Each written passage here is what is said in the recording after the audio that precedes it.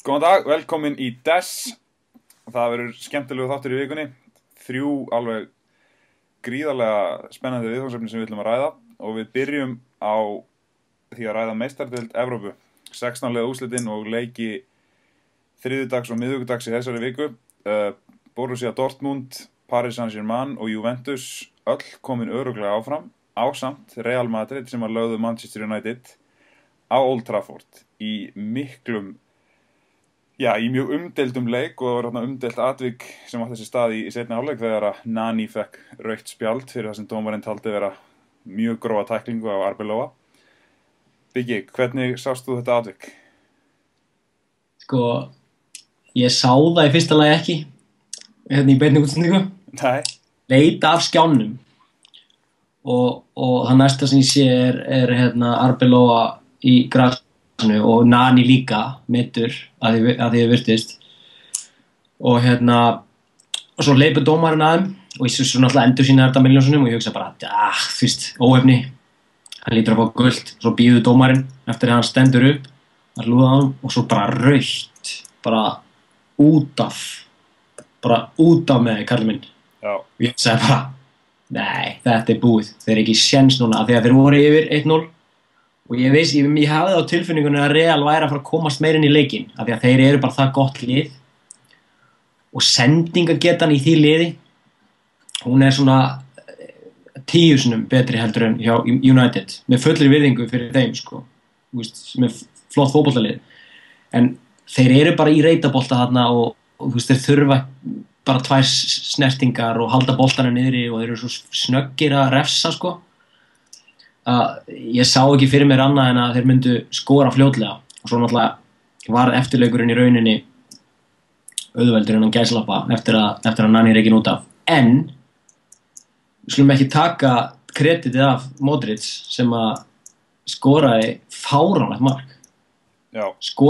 Þetta skot sem að hann neldi þarna inn það, þú veist ég heitir ekkert síðri skottækni heldur en Roberto Carlos hérna á móti Frakklandi í einhverjum æfingaleik 1998 mér varst þetta svolítið ofmetið mark hann neglir honum bara eins og hann bara lokar augunum og hamrar hann með snúning þetta innanverður snúningur þetta ekki, þú veist, utanfótar svona Wim Jonk skot þetta bara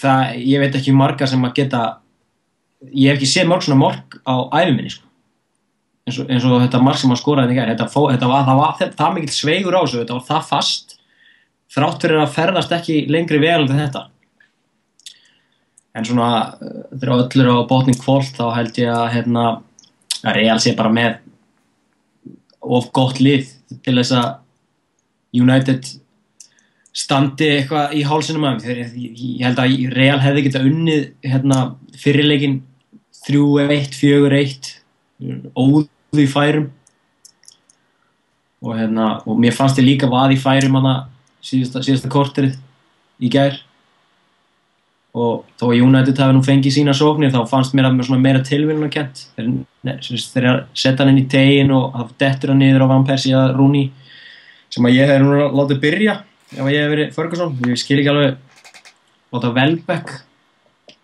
spila á móti Real Madrid í meistardeildinni hann náttúrulega skoraði í síðasta leik en samt, mér finnst hann ekki það góður það er svona mín 2%. Já, nákvæmlega. Ég það er náttúrulega nokkur atriði sem það er að fara í, sko. Fyrsta lagi er náttúrulega rauða spjaldi. Ég held að það geta allir verið sammála það að þetta var ekki rautt spjald. Það meira sem ég er búinn að tala við mína menn á Spáni síðasta sólarhringinn og þeir hlæja mjög að þessu, þar sem að þeir halda þeirri samsæriskenningu á lofti endalaust að dómara sé á móti Real Madrid og það sé alltaf móti Real Madrid í dómgæslunni og þannig að loksins fenguður eitthvað sér í hag. Samaskapi þá hefur náttúrulega Alex Ferguson oft, svo við klárum þetta aðeins alveg áður en ég fyrir að tala um leikinn meira, þá hefur náttúrulega Alex Ferguson oft sagt að hlutir jafni sig út yfir tímabilið og við höfum ekki gleyma því að í seinni hálfleik var skallið á markið eftir hornspyrnu þar sem Rafael er með höndina fyrir framan andlitið á sér og boltinn fyrir höndina sem er samkvæmt lögum leiksins vítaspyrna og rautt spjald. Þannig að Já, Ég hérna held í að, skallanum. já, þannig að við, þú veist, við getum kannski sagt að einhvern veginn séu hlutinir að jafna sig út, en ef við köttum það sem burtu og horfum á atvikið eins og það var, þá var þetta gult spjald og það var ekki, og ekkert meira um það að segja. En hvað var að leikinn sjálfan, sko, náttúrulega eftir að lenda manni, verið manni fleiri í Madrid, það var til að gera alveg heilan helling. Þeir eru eftir að skora 2 mörk og svona leið að það gerist og gerir Mourinho skiptingu, hann setur Modric inn og fyrir Arbeloa. Þetta getur dýra í bakverðin og Modric fer á miðjunni og fær að gera sem hann gerir best, sem bara að vera með boltan og finna sendingar, og svona þetta mark sem hann skorar er stór glæsilegt. Það myndi mig svolítið á svona, maður er á golfvelli og dragur út í skóinn, maður er á bakvið tré og það er að húka hann fram hjá trjánum og inn á grín. Þetta var þannig, boltinn startar meter líka við fyrir utan stöngina og kemur síðan húkandi inn og þetta er náttúrulega bara geðveikt mark, og það vil loða við Modric að mörkin sem hann skorar eru bara ruglmörk. Ég man þetta markið sem hann skoraði fyrir Tottenham á móti Liverpool í fyrra, bara hamraðan upp í samskeytin, bara bylmingsskot, og maður hugsa bara, wow, getur Modric gert þetta? Þannig að það var svona mín... Maður velti hvort þetta vilja. Já, nákvæmlega, hvað veit maður? En eins og ég segi, sko, þegar á heildinni litið held ég að Real Madrid séu betra lið, heldur en Manchester United, þannig að betra liðið fór áfram, betur spilandi liðið.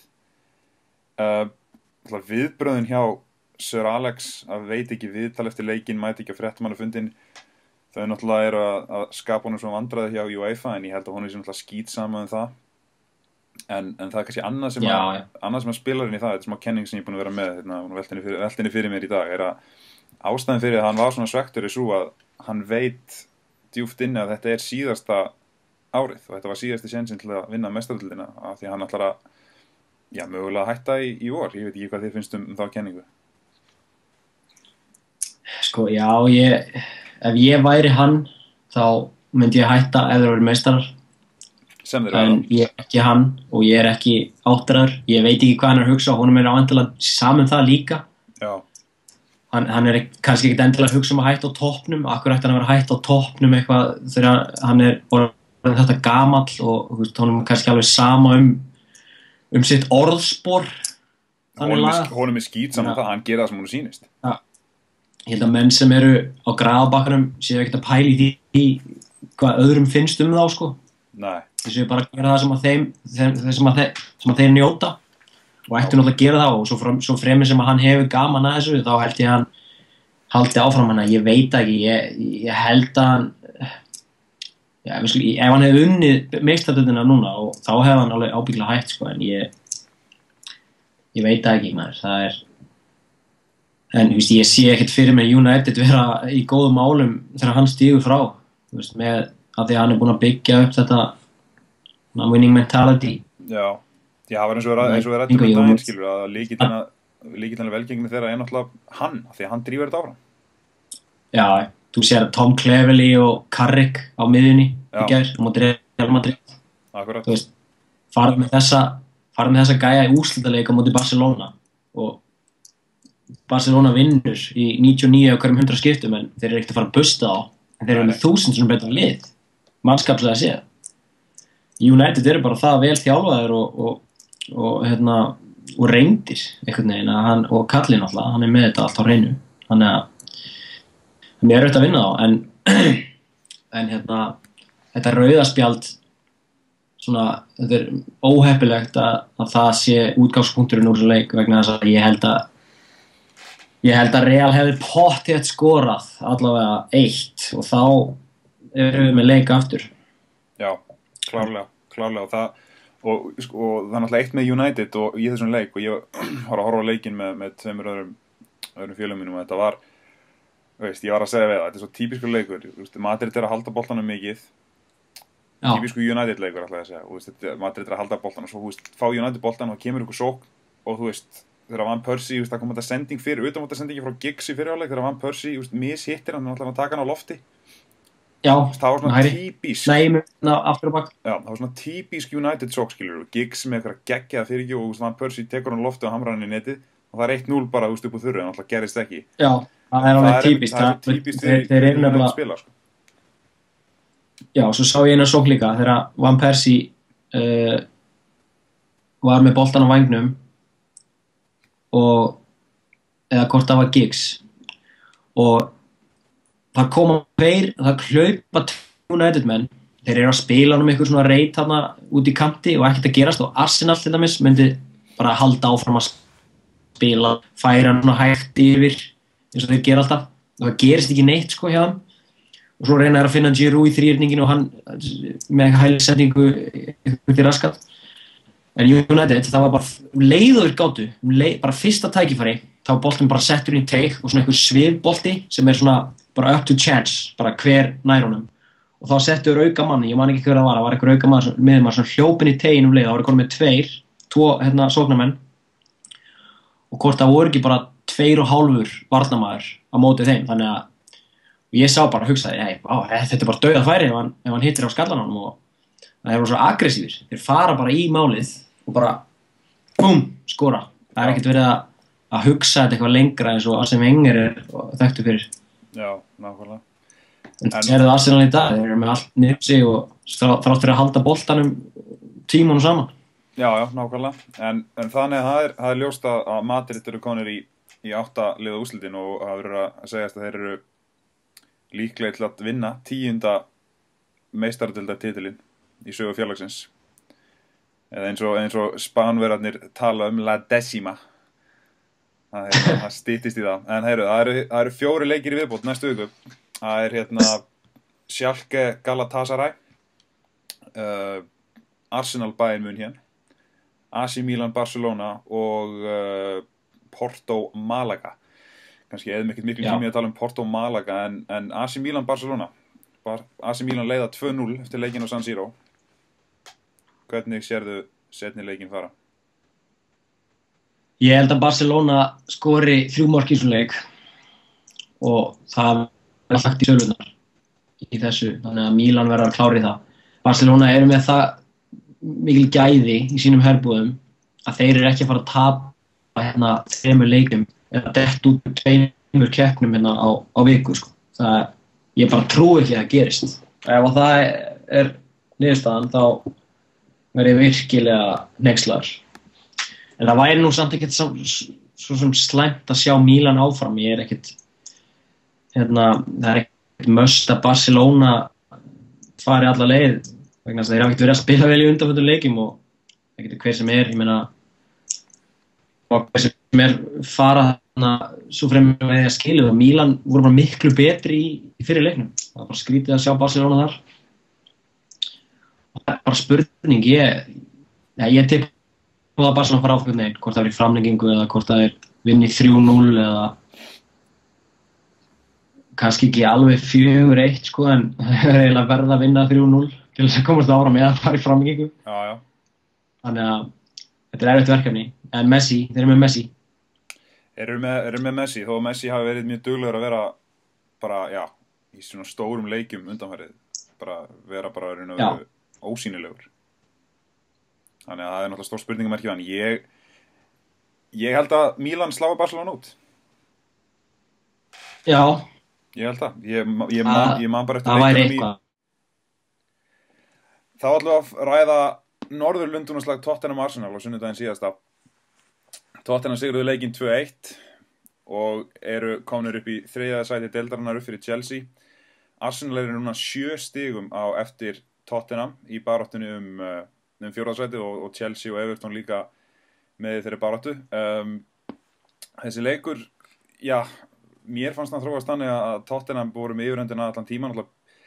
Nei, fyrirgefðu, ég ætla ekki að segja það. Tottenham voru ekki með yfirhöndina allan tíman. Ég lík því þegar ég segi það, en þetta var þannig að Arsenal byrjuði miklu betur og voru mun betra lið. Bæði liðin spiluðu mjög hátt með varnarlínuna og ég sá Gary Neville á Sky Sports analysa leikinn mjög vel og hann fór við það hvernig varnarlínurnar báðar hefðu raun og verið að spila rússneska rúllettu fram eftir leik og þetta var raun og verið bara spurning hver myndi í raun og verið bara að gefa sig undan og það var vörnin í Arsenal sem gaf sig undan, hún gaf sig alveg skelfilega. Þetta var eins og Bretarnir myndi segja schoolboy defending í mörkunum 2 sem Tottenham skoruðu fyrst hjá Bale og svo hjá Lennon.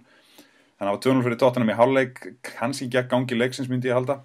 Svo minnka Mertesacker munin í byrjun seinni hálfleiks, hann búinn að skora 2 mörk fyrir Arsenal bæði á móti Tottenham og svo seinni hálfleikurinn var frekar súr, ef þú spyrir mig, sko, það gerðist voru lítil hætta hjá báðum liðum og náttúrulega sem að eftir stendur eftir þennan leik, en náttúrulega Tottenham eru 7 stigum undan Arsenal, svipað og í fyrra, en þá mættust liðin þegar munaði 7 stigum og Tottenham átti tækifæri á að fara í 10, töpuðu 5-2 á Emirates og þannig að munurinn fór niður í 4 og við vitum Arsenal alltaf enduð í 3. sæti og komist í meistaradeildina meðan Tottenham sátu eftir með sárt ennið í 4. sæti eftir að Chelsea unnu meistaradeildina. En ég myndi halda að þetta tímabil síðan þessu öðruvísi, einfalda vegna þess að Tottenham liðið sterkara, aðalega andlega og varnarlega og að sama skapi Arsenal liðið ekki jafn sterkt sem og að þrýstingurinn á Arsene Wenger búinn að aukast mjög mikið síðan í byrjun tímabilsins. Þannig að ég myndi halda að Tottenham muni pott hérna að halda í 3. eða 4. sæti og ég myndi halda að Chelsea geri það líka, þannig að það skilur Arsenal eftir í 5. sæti og fyrir utan meistaradeildina sem að væri stórslys fyrir Arsene Wenger, finnst þið það ekki Biggi? Jú, það væri sagt stórslys ef þeir kæmist ekki í meistaradeildina. Það er þó að þeir myndu nú kannski halda aðal mannskapnum sínum vegna þess að þeir eru ekkert með það miklar svona stórstjörnur í liðinu sínu sem að myndu þá krefjast þess að eða gætu farið í ykkur stærri lið nema þá kannski farið til Tottenham, ég veit ekki sem gerist ekki Nei, en það eru 10 leikir eftir og sagan hún segir það að Arsenal muni farið meistaradeildina en þetta lítur einhvern veginn og alls skringil út vegna þess að ég horfði á hann leik líka og Arsenal þeir eru að spila mjög vel, þeir eru að senda boltan sína á milli, það er svona einhver svona ágætis skilningur þeirra á milli og þeir eru greinilega með vel spilandi leik, vita það allir, en þeir geta ekki klárað nýtt færi sín, eða bara skapa sér færi, þeir sköpuðu sér ekki færi á móti Tottenham, það var þarna eitt hræðilegt skot þarna frá Giroud með hægri, ég man ekki eftir neinn öðru í fyrri hálfleik, allavega einhvern svona opnum færum. Þannig en svo annað í þessu líka það er það að Tottenham eru með 16 mörk í plús en samt eru þeir þarna á milli City og Chelsea sem eru með töluvert betri markatölu. Þannig að maður veit ekki, það er nú oft ágætis speki í markatölunni hjá liðum, það er ekki oft sem að lið getur verið sannfærandi í sinni stöðu með lélega markatölu. Ekki það að þeir séu með lélega markatölu en þeir eru bara með yfirbara lélegustu markatölu af þessum efstu 4 liðum. Arsenal er með aðeins betri markatölu en Tottenham. En svo er líka fyndið að heyra gagnrýnina á alltaf Arsenal-vörðina. Ég get alveg tekið undir það, mér finnst hún bara hún er trúðsleg oft í leikjum, en þeir eru samt ekkert með eitthvað slakari vörn heldur en Manchester United eða Tottenham alls ekki það munar þarna bara einhverjum 1 og 2 mörkum þarna á milli og það er, mér finnst eins og að sé látið líta út í fjölmiðlum eins og Arsenal sé bara að fá sér 3 mörk í leik sko. Þannig Vörnin hafa með svolítið mikið tekin að lífi og það er rosalega mikið svona í kringum Arsenal og sérstaklega finnst mér Arsenal aðdáandi sem hafa haldið með liðinu mjög lengi, þeir eru mjög fljótir alltaf þegar vörnin þegar eitthvað gerir mistöku vörnin, þegar Vermaelen gerir eitthvað eða Mertesacker gerir eitthvað, þá fara að tala þetta var nú ekki svona þegar Adams og Bolt og Winterburn og Dixon voru í vörninu og fara að tala að það hefði verið einhver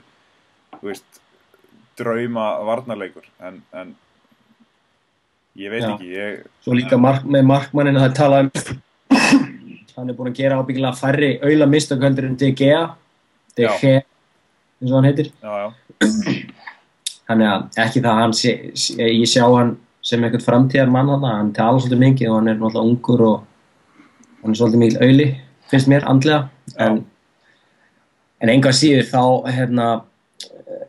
ég sé ekki Tottenham klúðra þessu enn og aftur eins og þú sagðir á hann þeir eru miklu andlega sterkari núna þeir eru allavega að líta út fyrir það og meðan Arsenal virðast vera bara ekkert með neitt alltaf gott sjálfstraust. Það þarf einhvern veginn alltaf að kveikja á einhverjum takka til þess að þeir fari að spila almennilega og fara að berjast Já. og, og þeir þurfa að fara að gera það allavega, þeir þurfa að vinna allavega 8 af þessum síðustu 10 leikjum sem þeir eiga eftir til þess að ná Tottenham allavega. Það er spurning með Chelsea. Já, Chelsea er náttúrulega algjörlega óskrifað blað, náttúrulega Benítez tók skemmtilega sprengju þarna á blaðamannafundi eftir bikarleikina móti Middlesbrough í síðustu viku sem að allir ættu að finna á YouTube ef þeir hafa tíma. Það er einstaklega skemmtilegt að sjá hann drulli yfir aðdáendur félagsins, stjórnina og í raun og veru bara alla sem hann getur drullað yfir, þannig að maður náttúrulega veit ekki með Chelsea. En það sem ég myndi segja sko náttúrulega, eins og þú sagðir sko, sagan segir að Arsenal muni ná meistaradeildarsætinu og það er mjög athyglisvert að velta fram einni tölfræðistarinn sem er sú að síðan 2003 aðeins tvö evrópsk félagslið sem hafa komist í 16 liða úrslit í meistaradeildina á hverju ári og það eru Real Madrid og Arsenal. Vissulega hafa Madrid og reyndar Arsenal líka oft dottið út í 16 liða úrslitunum, það er ekki það, en þetta sýnir svolítið mikið stöðuleikan sem Wenger er búinn að búa til hjá félaginu og eins og segir, sagan segir að þeir muni klára tímabilið vel. 10 leikir eftir munu 7 stigum, ég held eins og segir, ég held að Arsenal þurfa að vinna 8 leiki, ég hugsa að Tottenham þurfa að vinna svona 6 leiki til þess að landa þessu. Já. En það er eitthvað við endurinn á tímabilinu sem að Wenger einhvern veginn nær bara að draga kanínun upp úr hattinum aftur og sagan segir mér að þetta sé ekki búið. Nei, þeir eru að Liverpool næst helgina. Já. Og þeir gætu tapa þeim leik, það er aldrei að vita, og ef þeir gera það þá gæti munurinn verið 4 stig og þá eru 4 stig ekki neitt. 4 stig ekki neitt og náttúrulega eins og þú sagðir þá eru Arsenal með markatöluna sér í hag. Já. Sem og Chelsea, gagnvart Tottenham, þannig að þetta er langt frá því að vera búið spil, getur sagt. Já, þeir þyrftu helst sko Tottenham að halda þessu forskoti vegna þess að þeir eru ekki með þessa reynslu í það að klára meistaradeildarsætið. Nei. Þeir þyrftu að hafa þetta forskot eitthvað áfram, kannski mánuð viðbót. Það gæti verið erfitt vegna þess að þeir eru að spila Liverpool á laugardaginn eða sunnudaginn og svo eru þeir með Chelsea 14. apríl á Stamford og strax 70 setna Manchester City. Já. Og Manchester City verður að vinna þann leik, við veitum það og það er bara hörku leikir og ég held að Tottenham fara ekkert með 9 stig út úr þessum 3 leikjum, þannig að það er bara spurning hvernig hin liðin að spila Akkurat á meðan sko, þannig að þetta var líka í fyrra staðan. Arsenal var 10 stigum á eftir Tottenham með 12 leiki eftir eða eitthvað slíkt, maður ekki.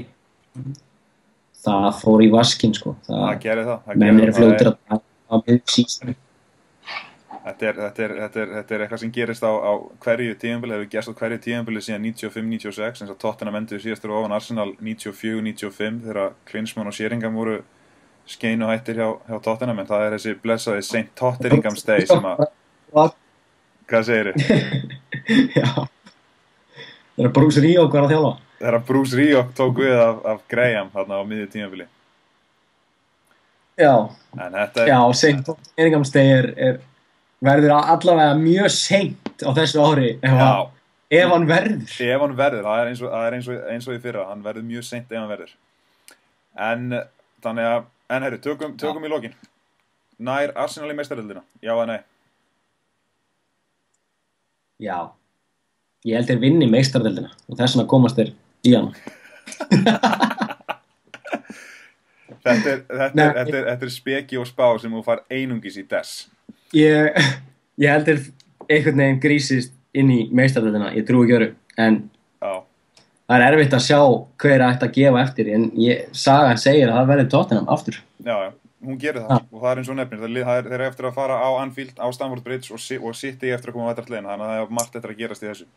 En færum okkur núna yfir í önnur mál, förum í NBA, eða förum í körfuboltan í Bandaríkjunum og tökum fyrir NBA-deildinni, en byrjum á að ræða aðra körfuboltakeppni í Bandaríkjunum og það er bandaríski háskóla körfuboltinn. Nú kannski eru ekki flestir miklir aðdáendur bandaríska háskóla körfuboltans, en engu að síður núna fer senn að hefjast úrslitakeppnin í bandaríska háskólaköruboltanum þar sem að 66 lið eru valin til þess að keppa í NCAA Division I Basketball Tournament og þetta í daglegu tali kallað March Madness þar sem að það getur allt gerst, það bara eitt leikur í hverri umferð sem sagt byrjar í 64 liða úrslitum síðan 32, 16 og svo framvegis og það bara eitt leikur, það ekkert 2 eða 3 leikir, það engin sería eins og í NBA úrslitakeppninni.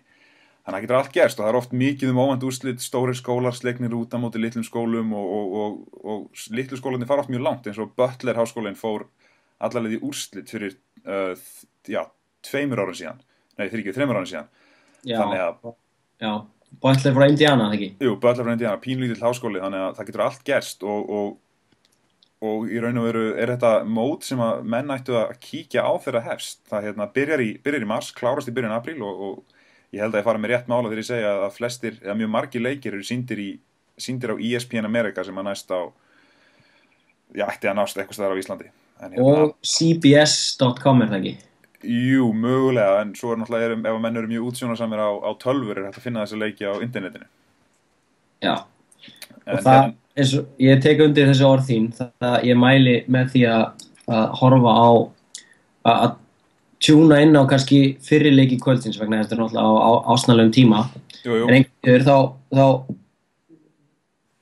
hef ég nú hort á nokkra slíka leiki og óvart rampað inn á marga leiki sem eru kannski ekkert mikið fyrir augað en það mjög fyndið að hugsa til þess og mjög skrítið að það í rauninni sama hversu mikill munur á liðunum þegar það eru 5 mínútur eftir en einhvern veginn endar alltaf í einhverju paniki og með síðasta skoti þegar flautan gellur. Það einhvern veginn bara vill boða við þessa úrslitakeppni og bara mjög mikið við háskólaboltann að þannig að svo leikmenn hafi ekki taugar í það að klára leikina eins og menn þannig að þeir einhvern veginn enda alltaf jafnir þetta uppi staðið og það mjög mikið af leikin sem fyrir framlengingu og það miklu hærra hlutfall af jöfnum leikim þarna heldur en í NBA-deildinni en það háskólaboltinn í mars tölum vinsætlega heldur en NBA og sérstaklega meðal háskólafólks, ungs fólk það fylgjast mjög fáir með NBA-deildinni í Bandaríkjunum sem að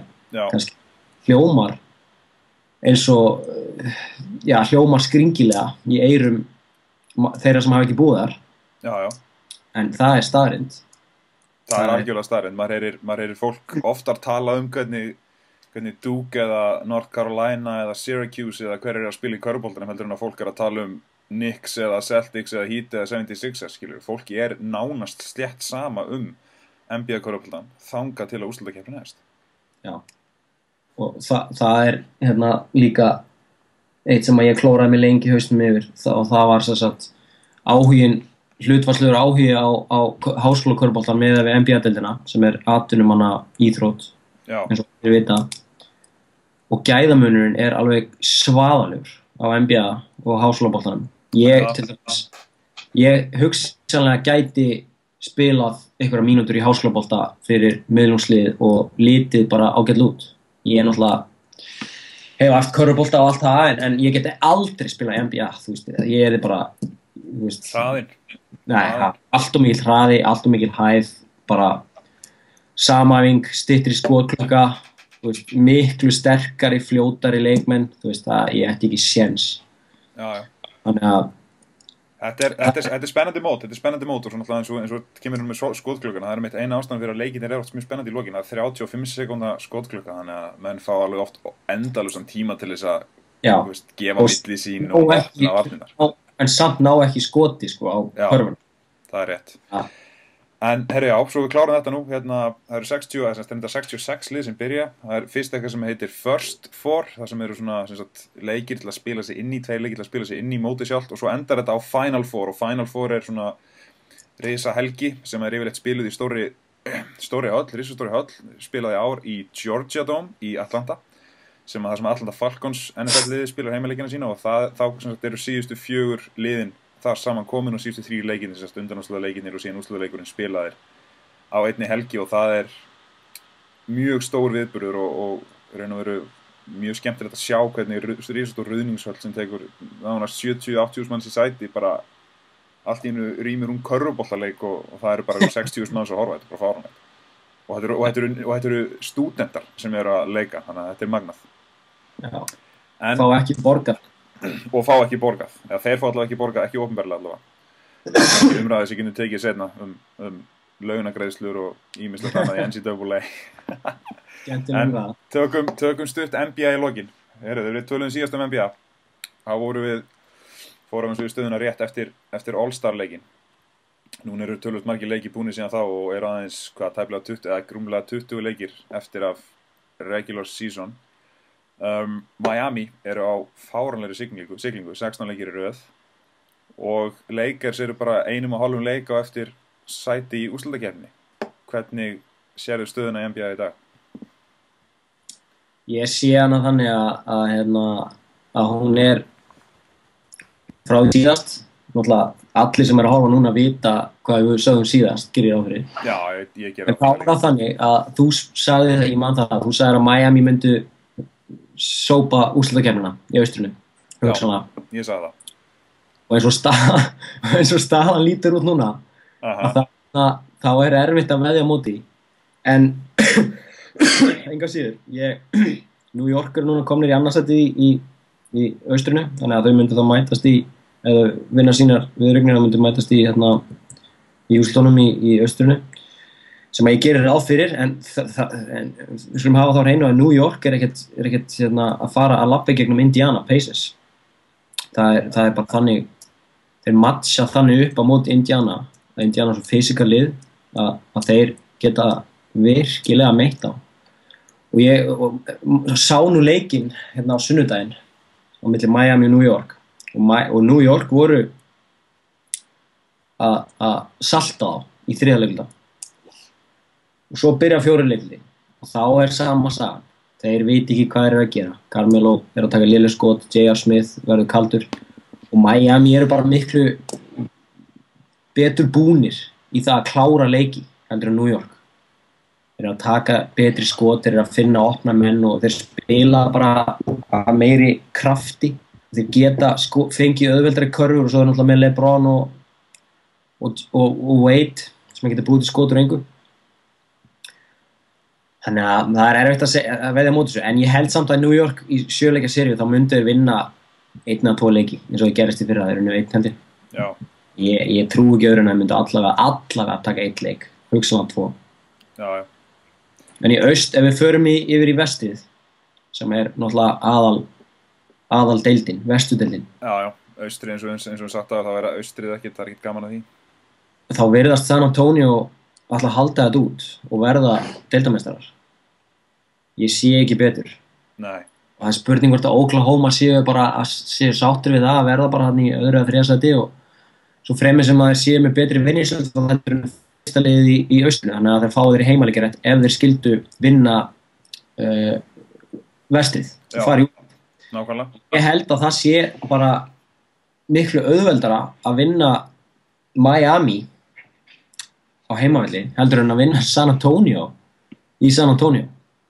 Eða það sé að vinna Miami á útivelli í Miami heldur en að vinna í San Antonio sem að þeir þyrftu að gera núna ef allt er eðlilegt. Það er alveg á hreinu að Oklahoma fari í úrslit vestudeildar og ég held að Spurs gerir það nú líka.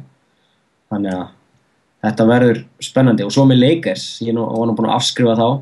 Ég var búin að gera það líka. Og ég verð bara að standa við það ennþá vegna þess að ég veðjaði á föstudaginn við einn mann sem að sagði að Lakers myndi fara í úrslitakeppnina og ég sagði nei, ég held ekki, þeir klúðri þessu. En það er ekkert langt í það að þeir getur farið að gæjast að neina, kannski 3-4 dagar í það ef allt gengur upp fyrir þá. En ég held samt sem áður að þeir séu ekki með nógu gott lið, eða mannskapurinn er nógu góður en þeir eru bara ekki nógu góðir eins og staðan er núna vegna þess að þeir voru að spila á Oklahoma í fyrirnótt. Já.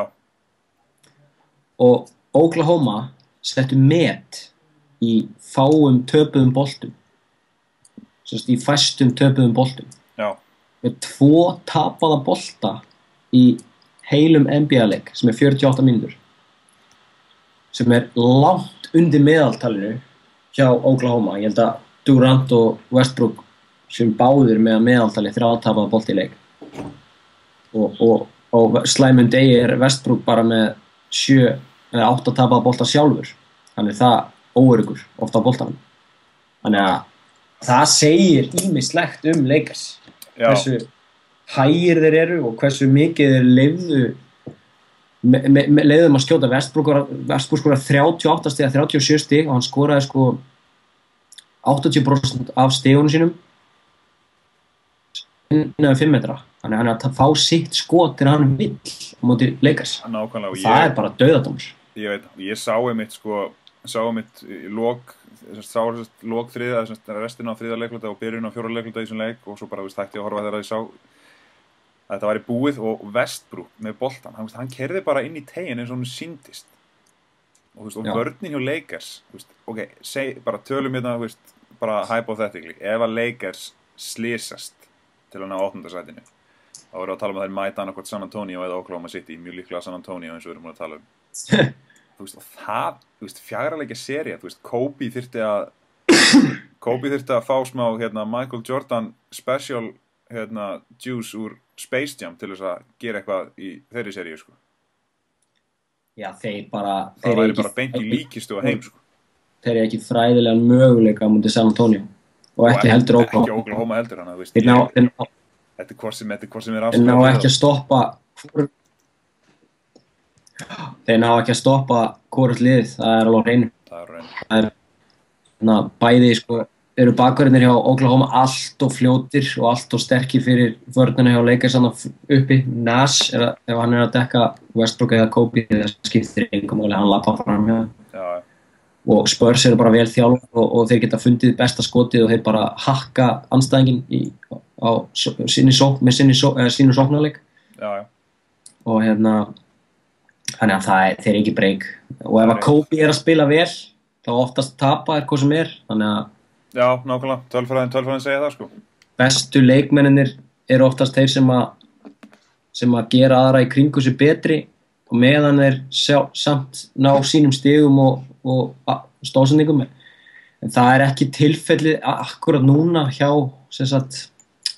Lakers, það er allt önnur saga til dæmis á Miami, LeBron að gera alla aðra í kringu sig betri meðan hann samt sjálfur að ná öllum þessum tölum þannig að þessi leiki sem að Lakers að vinna þá er Kobe bara meðvindudalvist heitur, hann að skjóta hann að taka fáránleg skot, hann að detta út af og hann alltaf, það vita það allir, hann eitt besti sóknarmaður allra tíma, hann að mínum að þetta besti sóknarmaður allra tíma í NBA hann pjúr sóknarmaður, skorari þannig að hann getur skorað 50 stig og hann getur skorað 81 stig líka og veit en það gengur bara ekkert upp í úrslitakeppni þá þyrftu hinir að koma það meira inn í dæmið og Dwight Howard ég hef heyrt að hún líði bara illa inn í búningskljónum hjá Lakers þannig að ég held að það sé ekki gott mál farandi inn í úrslitakeppni ef þeir komast þangað Nei, þetta búið að vera algjör martröð fyrir Howard, maður sér það bara á honum inn á vellinu líka, hann er ekki að finna